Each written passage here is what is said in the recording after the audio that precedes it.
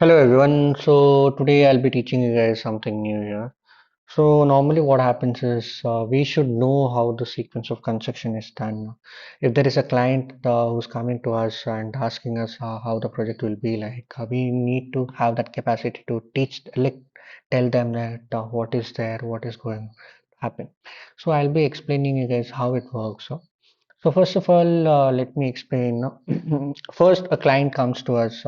They'll be explaining us the client requirements. That is, so usually what happens is if it is a 1 BHK or 2 BHK, or like is it a bungalow or is it a residential commercial building, or is it a industrial building, or is it a steel structure or something like that.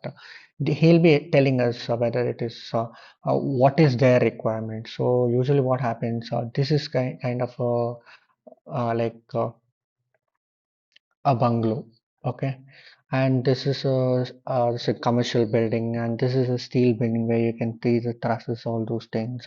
These are like PEB structures, all those things, and these are the industrial buildings. So this is how it is going to work. So a client will come and tell whether he needs this. Is it this or is this or this one? Normally, the bungalows, all those things comes to a normal residential things, and some of them even use steel structures to do this. The normal residential buildings, even these days, they use prefabricated structures too. And even there are a lot of other technologies that has come up. Okay. So next comes what is the usage. So usually what happens is a client will tell what is the usage of the building for him. So maybe if it is for is it is a home, if he has a family of 3 or 4 members, he'll be giving us a clue for us like how much members are there in the family, all those things. Accordingly, we need to plan the building. So that is how it works. Then comes the number of people. So that is how like number of people comes to be like 3 to 4 members. So usage of the building, like is it a commercial building? Is it a architectural? A residential building, or is it a school, industries, or any kind of a thing. Then comes luxury. Luxury normally how it works is like the budget matters in this. So budget, why? Because luxury can be these days in any sense, because these days even the tallest people look for luxuries. They go for powder rooms, or they go for bars in the home, or maybe they go for a walking wardrobe, all those things. There are a lot of things that comes to picture. So that is one thing. Then comes AutoCAD. So usually what happens is we yeah. So what happens is there is a something called as architectural plan. A client will ask us, he needs some kind of a picturization of how his house will be like, how it will look like, and we need to give him some kind of an architectural plan. Like example, this is a room, this is a toilet room, this is a hall, something like that. So, something should be executed, or something should be showcased. And normally what we do is we use AutoCAD for the sectional drawings and the plan. So that is a normal way of doing it. Then comes Revit, Google SketchUp, and 3D X Max. These are used for the 3D views. Example, for a view like this, the building, if you want to see in a in a different angles, or you want to picturize your house, it will be like. So we use this three softwares. There are a lot of other softwares, so I'll be only giving you guys like an understanding how this one works. I like how it is. Like normally these four are used in the Indian context. So next is, yeah, you can see a AutoCAD plan here. Normally we use AutoCAD for the 2D drawings. Then comes, this is a 3DX Max. So 3DX Max is a very powerful tool that we can see. Then comes SketchUp. Then this is Revit. Revit is also very powerful. We use beam integration, that is building information modeling in Revit. So normally that is how it works. Then comes ETABS, STAAD Pro, Safe, RCDC, Tech Class, SAP. So analysis and design. Normally, what happens is these architecture plans are given by architect, or maybe sometimes what happens, civil engineer gives it, or a diploma engineer, ITI engineers, and these days a lot of people does that. So that is okay, but when it comes to analysis, when there is a difficulty in the drawings, like example, what happens in some of the buildings, it will be like the distance will be around 10 meters or sometimes 15 meters, or there won't be a column between, I mean, from one distance to the other distance. Here it will be like 15 meters. Just imagine without a column in between, how are you going to place this beam here? Sometimes even steel members will be provided here with the base plates, all those things. How does it work? And you should have a lot of good knowledge for that. You should, there will be a lot of hinderings that is going to come. We need to rectify a lot of problems there.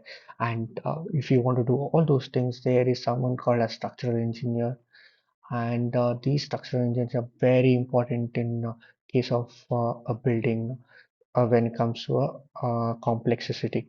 So ETABS, STAAD Pro, SAFE, RCDC, TECLA, SAP, and ETABS, and even ETABS and STAAD Pro. All these things are normally used for the building, like designing the building out. We design columns and beams. SAFE is used for foundation. RCDC is also used, can be used for foundation and detailing. TECLA is used for detailing, normally for steel designs. So that is how it works. Then comes architectural drawing. See what happens normally when it comes to a building, we need to give architectural plans, right? So architectural plans are there. What is it? We need to provide a drawing to this clients. So if I am going to provide those drawings to this thing, like clients, what happens, first of all, I have explained you guys, client will give the input, we'll take the architect, like we'll plan the architectural plans, architecture will do it. Then it comes to designing, we design the building out, we'll figure it out whether the building will be safe with this column or that column, something like that. Then comes architectural plan, structural plan, electrical plan, plumbing, interiors. Why do we use this? Where I'll show it to you. How it works is, example, here you can see the structural plan. Normally, these structural plans are here. This is a PEB structure. So, and I'm going to give them the architectural plan or structural plans like this. These are the architectural plans, okay? PEB structures, structural plan. Once I see this, once I observe this, I understand there is a distance between this to this around 15 to 20 meters or something like that. Then there are structural plans like these. I need to give it to the prefabricators. They'll check out these drawings. They'll figure it out. Yeah, we can use this. We need to like produce this kind of what happens is we give to the industries. They produce these materials and they send it to the site. So that is how it works in the structural testing when it comes to steel.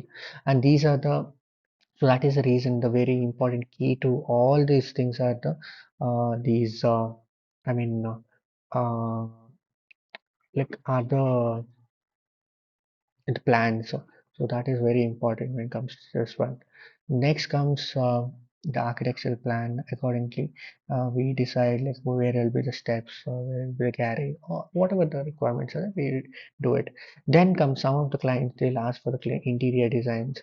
So normally, what happens in a house when an interior designer is going to design this interior design, it can be a architect or maybe a civil engineer or maybe a someone who has done an interior design course or something like that, or maybe anyone and who is having a good experience of this.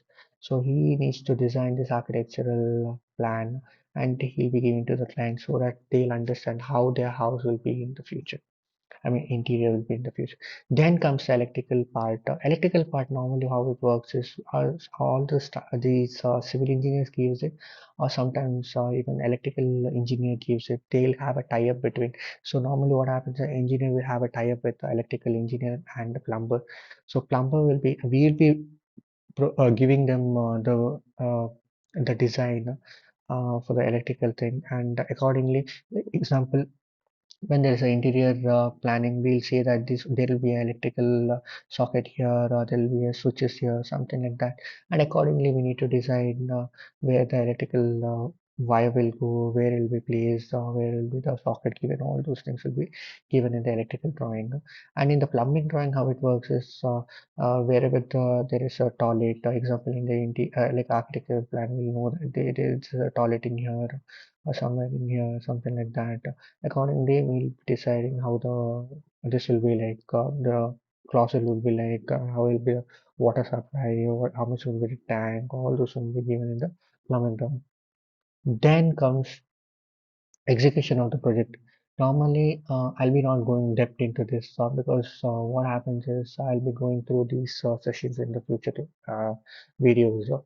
So normally what happens, there'll be soil testing done, then there'll be mark and execution, laying of PCC, shuttering, reinforcement works, all those things will be done. Then there's concreting of footing, column, beam and slab, then the finishing activities. These are the things will be done accordingly. Then comes the types of structural systems. So normally what happens, so there will be a load-bearing structure, wooden structure, frame structure, flat, grid slab. So I'll be explaining you guys how it works. The load-bearing structure, how it works is the stones, like the laterite stones or the bricks will be used instead of columns and beams. Those will take the loads and then distribute to the footing. So that is how it works. In the wooden system, how it works is we use wooden materials like teak wood, jackwood, woods or something like that. I mean, jackwood trees, and we use that also. So then it comes to the frame structure. Frame structure is like we build these column, beam, junction, like frames first, then even RCC, like shear walls, all those things. Then we add the walls in it. Okay, then there will be footing connected to the bottom, all those things. Then there is something called as, so this is a flat slab where there will be a bottom extra so like slab coming out.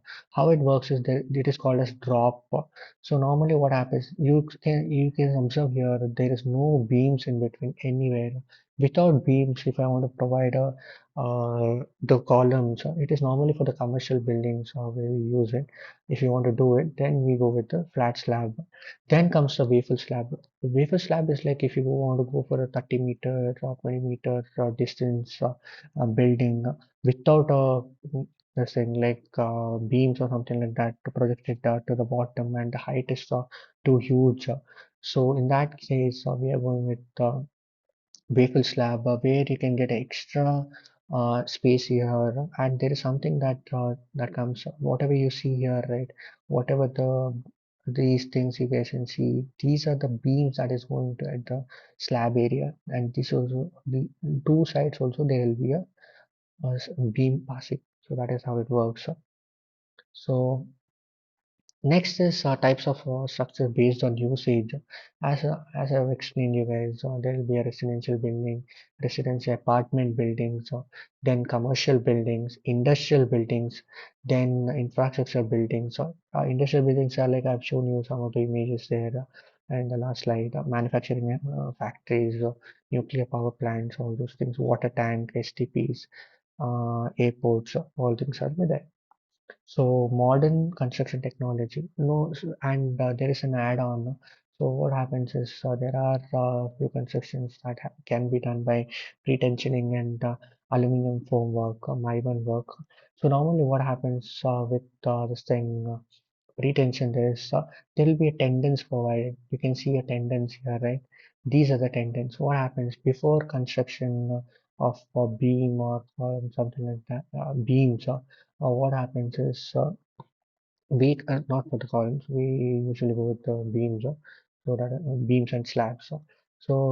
Post tension and pre tension will be there. Tendons will be there. Normally, what happens is there is two processes. So one is pre tension and post tension. Pre tension is like before the construction we do, like before the concreting we'll do it. Post construction, after the construction we do it. That is post tensioning. So usually what happens, these tendons will be placed inside these concrete area, and there will be a extra cable, something going like this, like a cylindrical shape, and these will there will be a uh, beams, I mean not beams, tendons passing through these, and these will be tightened through tendon, to the machineries. So once it is tightened, then the concreting is done. That is pre. And once the concreting is done, after that there is something called as post tensioning. There are two methods that is followed. So that is how it works. Usually it is always like the tendons are used to strengthen the same the beam or slab. Then comes Mivan. No? Mivan is like we use aluminium framework. These are the aluminium frameworks that we use for the construction purpose. So we fill the materials with concrete. There will be a gap between these. So you can see a gap between this, right? So there is a gap between, and we fill the concrete and the rebar will be placed inside that. Once the construction is done, we remove the this aluminum frame. This is kind of costlier. So these two are mostly costlier, and people usually don't prefer in India. But these days still, and mostly for the bridge work, all those things, we go with these pretensioning. Here it is like normally in Gulf countries and I mean European countries, they use this migrant product, and these days Indians are using it too. So as right now you guys have understood these things, I think we'll end up the session here. If you felt the video was useful, please do like, share, and subscribe. Thank you.